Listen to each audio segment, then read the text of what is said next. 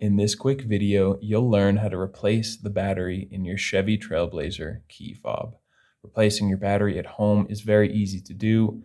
You don't need any special equipment or anything like that, and you do not need to bring this thing to the dealership.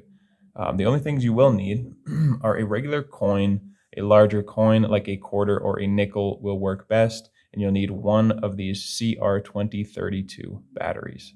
If you don't have one of these lying around, or you're not sure even where to find one, you can go check out the link in the description.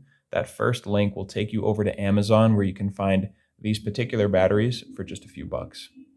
Now, the version that you have on the Trailblazer is going to be the same as this device, but with a slightly different button layout.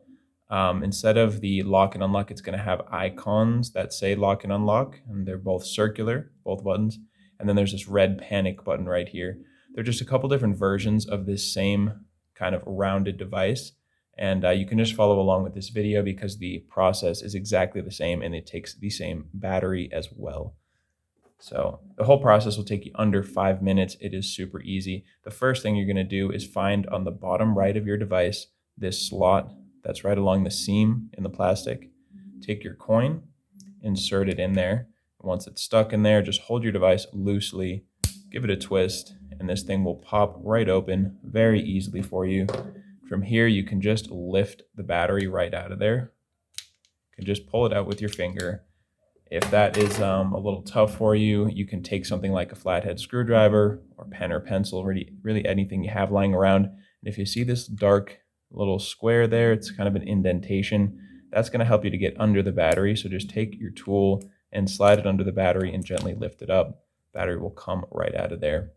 You can go ahead and dispose of your old battery. Take your new CR2032 and make sure when you're putting it in that the positive side that has the plus on it is facing down.